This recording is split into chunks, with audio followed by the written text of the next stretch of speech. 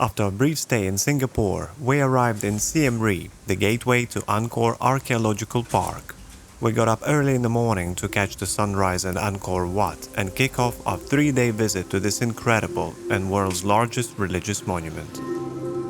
Our guide Kea picked us up in the Lud hostel and we began making our way.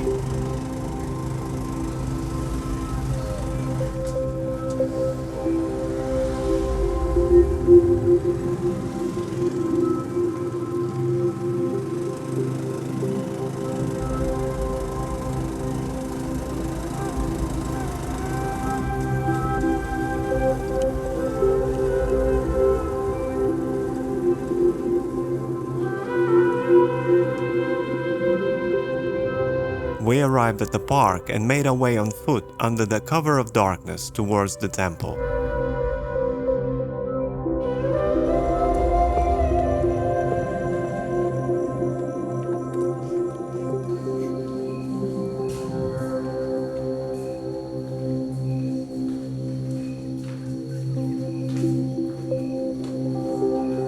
We joined the crowd by the lake overlooking the Angkor Wat and waited for the sunrise.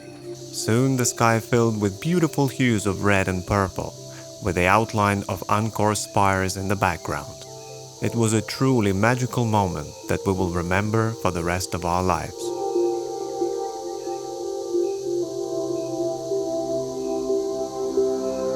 The sun got up quickly and it was time to go explore the incredible complex. Angkor Wat is located on site measuring 162 hectares and it's considered to be the largest religious structure in the world. Originally constructed as a Hindu temple dedicated to the god Vishnu for the Khmer Empire by the king Suryavarman II during the 12th century, and it was gradually transformed into a Buddhist temple. The construction of Angkor Wat took place over 28 years from 1122 to 1150, and work seems to have ended shortly after the king's death, leaving some of the decorations unfinished.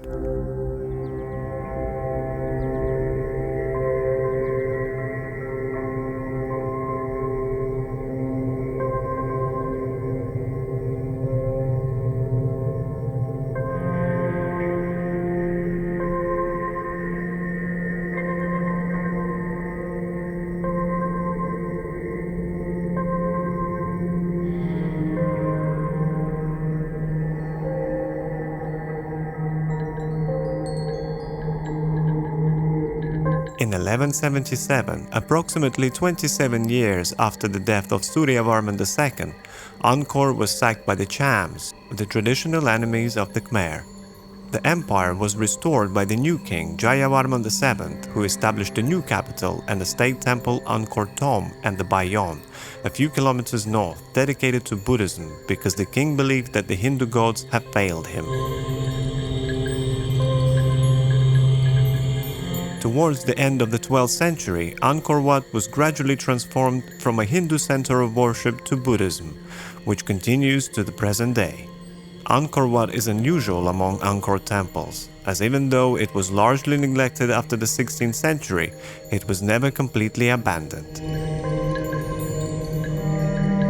14 inscriptions dated from the 17th century, discovered in the Angkor area, testify to Japanese Buddhist pilgrims that had established a small settlement alongside Khmer locals. At that time, the temple was thought by the Japanese visitors to be the famed Jetavana Garden of the Buddha, which was originally located in the kingdom of Magadha in India.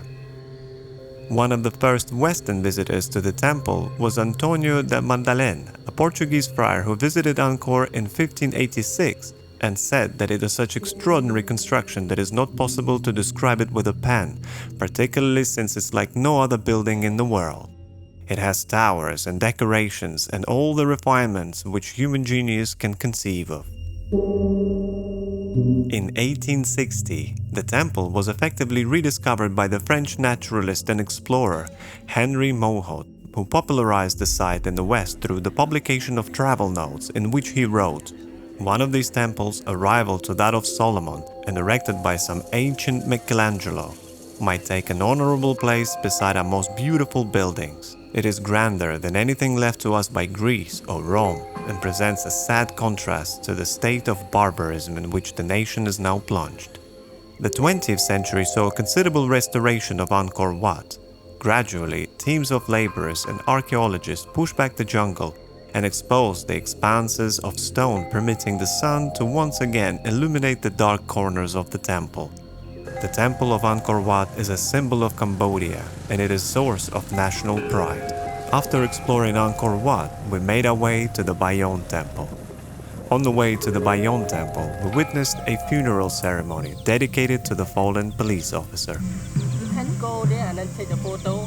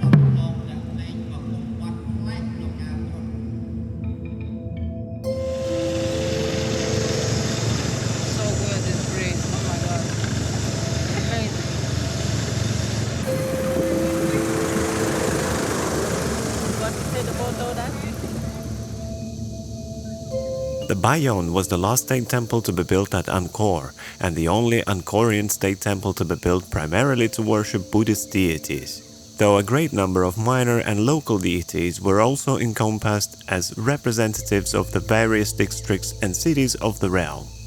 Originally a Hindu temple, the Bayon was a centerpiece of Jayavarman VII's massive program of monumental construction and public works. The similarity of the 216 gigantic faces on the temple's towers led many scholars to the conclusion that the faces are representation of Jayavarman VII himself.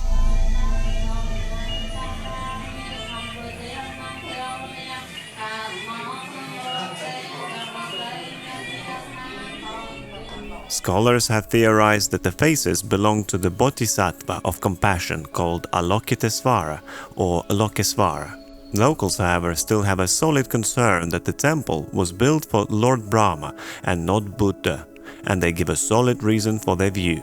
For instance, the statues we see in Bayon have 3 eyes carved into them.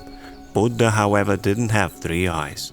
The god with 3 eyes is Lord Shiva, who is known as God of Destruction, one among 3 powerful deities in Hinduism.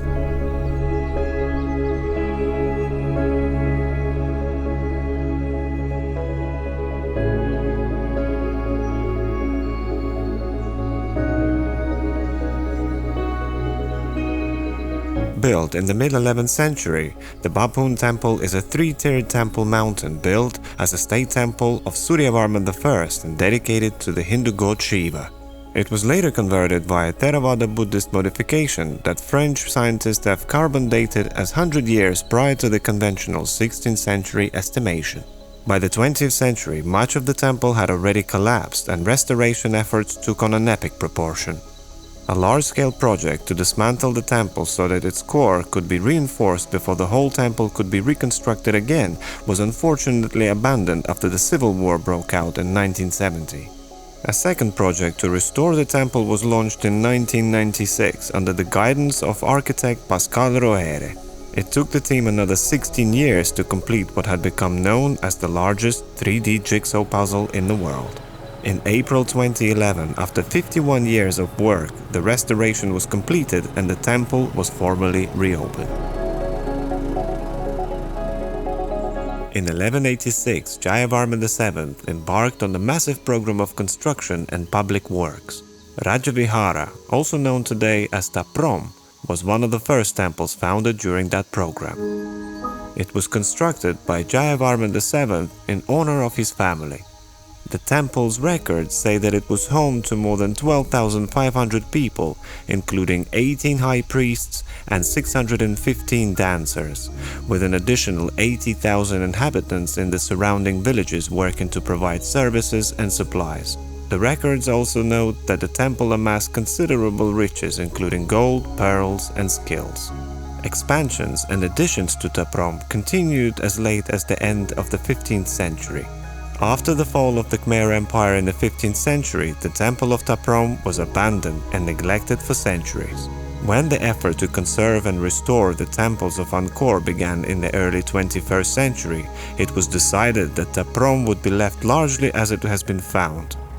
Taprom was singled out because it was one of the most imposing temples and one which had been merged with the jungle, but not to the point of becoming part of it. Nevertheless, much work has been done to stabilize the ruins and permit access to maintain this condition of apparent neglect. Located southeast of Taprom, the Buddhist temple of Banteik Dey, meaning a citadel of chambers, was built in the mid-12th to early 13th centuries during the reign of Jayavarman VII. This Buddhist monastic complex is currently dilapidated due to the faulty construction and poor quality of sandstone used in its building, and now undergoing renovation. This was the last temple on our first day exploring the incredible archaeological park of Angkor, and we'll be back tomorrow for more.